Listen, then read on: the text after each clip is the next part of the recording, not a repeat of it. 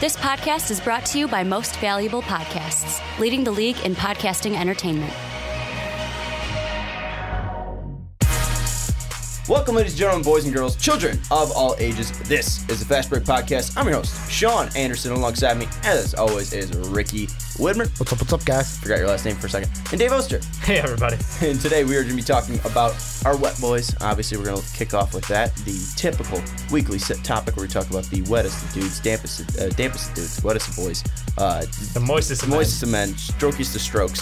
Soggiest of shooters, do you say that? Soggiest of shooters, thank you. Yeah. I knew there were some S's. We'll start off with that. A first-time wet boy for this year. What did I say? The strokiest of strokes. Strokiest of strokes. We got a lot of first-timers on Wet Boys, so it should be fun. Then we're going to jump into trade talk, the mess that was the Trevor Ariza trade, and what the trade market looks like for this year now that one of the bigger fishes are off the market. Then we'll jump into Jim Boylan, Chicago Bulls talk. It's a train wreck. It's going to be a mess. And then we'll welcome in our buddy Jake onto the podcast, and we're going to be talking about the Phoenix Suns and some Igor talk because Jake has a somewhat hot take about the Phoenix Suns head coach. But before we jump into that, if you do want to be a patron, you do want to come on to our podcast and give a hot take, whether it be on the Fast Break, the Onside Kick, the Rick and Johnny podcast, the Primetime podcast, etc., etc. You can be like Jake or our newest one of Soapy Muffins. And join patreon.com/mostvaluable-podcast. But boys, let's jump into Wet Boys, guys that balled out, had historic weeks, had great games, great performances. We welcome them. We give them honors. We give them the biggest of praises. And we'll start off with Ricky Widmer. Yeah, I'm pretty sure that this is not only a first-time Wet Boy this year, it's a triple header for all of us. Oh, all of us have first-time Wet Boys this year, and you do, I think both of you have first-time Wet Boys ever. Well, and also I was going to say, I believe this is, for me, the first-time Brooklyn net for this year. Because I don't think we've had a Brooklyn net that's been a Wet Boy, correct? Was Karras a Wet Boy? Or did he get injured before? You have the master. I'll have to put the... He didn't get injured before. He definitely had a shot when he was healthy. Yeah. No, I think Dave gave him one. Okay. I'm going to give him a shot out. Maybe the second one. But Spencer Dinwiddie, had a great week this week. 58% from the field, 43% from three. But also, this is a double dipper of not only does he do that, gets a new contract as well. Gets a contract extension. He's going to be with the Nets until 2022. So just a great week for Spencer Dinwiddie.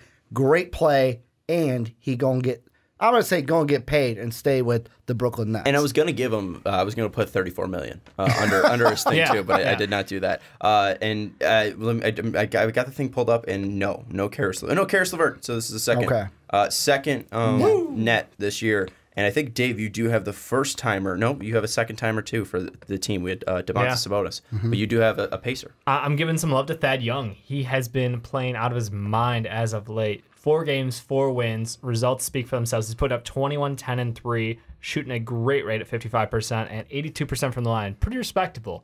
I like this Pacers team. They're one of the hottest teams in basketball right now, so I wanted to give them some love for all their awesomeness. I got one. It's a small name. A small name? Some people don't know him. And I do have a first-time team, so I will say that. Okay. So this is a first-time Wet Boy this year and a first-time team.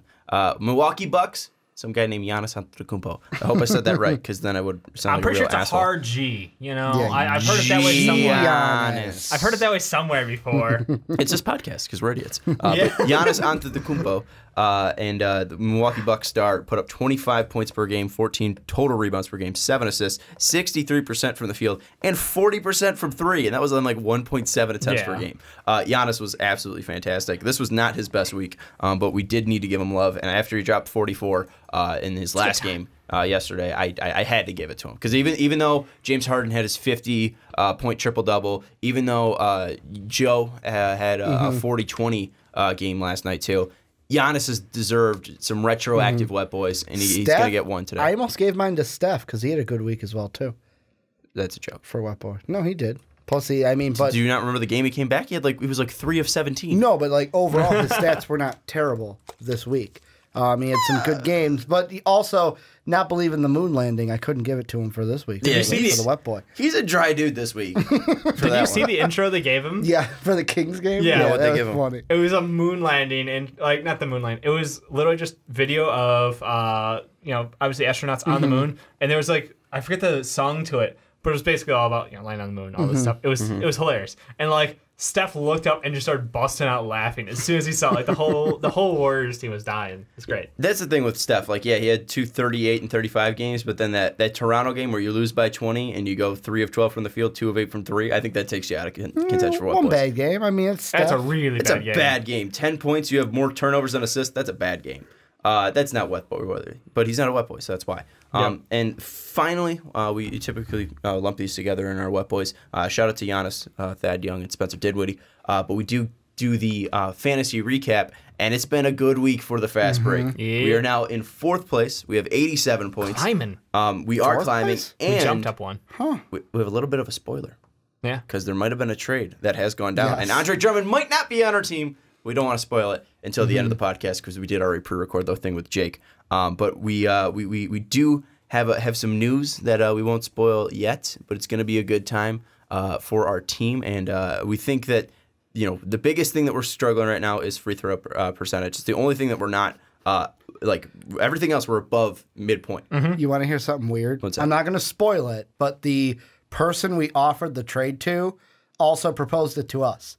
So in our pending move, it's you sent one, and then he sent one. Yeah, so, but I didn't spoil it because I said Jake. But the trade. Okay. So it is Drummond, but we're not going to spoil the whole how it went down because it went down pretty naturally. But field goals made, we are 4th place. We have fourth place field goal percentage. We are 6th place.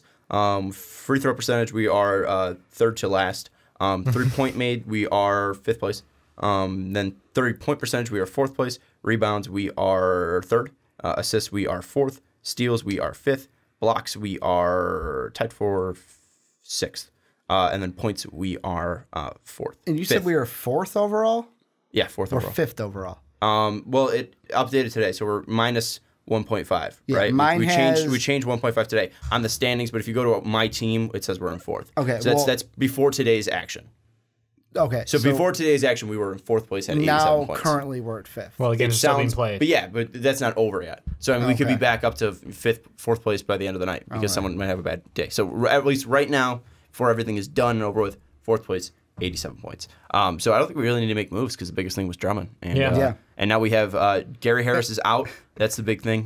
He's going to be out for about 3 to 4 weeks, which is going to hurt us a little bit. And then DeMarcus is coming back soon. He's been playing in the G League. Dave reading off Drummond stats for today, trying to talk you out of that trade. I'm just reading off good numbers for Drummond. He had himself a game against Boston. He's going to have a good game before we trade his ass. The thing is that, again, like, his free throw percentage sucks. He won 7 of 9 today, but that's an anomaly. Yeah, and don't believe in it. He what's it called? DeMarcus did dunk, but apparently his G League thing has been delayed, so that's not good sense. Oh no! Yeah, reports he began practicing with the G League in Santa Cruz, but Warriors debut was likely delayed until February. What? Told you. The fuck? What did I tell you? Probably not moving as well as he wants right now. After what Wednesday present did I tell you? Man's taking every time off opportunity he can. Like everybody else who's had this injury has come back already. He's milking this shit. I'm getting a little annoyed. When you said he'll be back by December, I'm like, no way, Dave. He'll be back in Christmas. No, I'm like, no way. He'll be back late January, early February. That's what I've always been saying. Garbage. Final question. Because everyone else who's had this injury has come back. No. Final question. Dirk played 6 minutes last night. Do we pick him up? Hey, he's a top 10 power forward. Pick him up. I mean, he's gonna help free throw percentage. He's gonna help free throw. He helps percentages. The dude's fucking efficient. Yeah. Not gonna help blocks, but not gonna help blocks. We'll think about it. All right. That's gonna do it for our fantasy and Wet Boy update. Top 10 power forward, man. That's all I gotta say.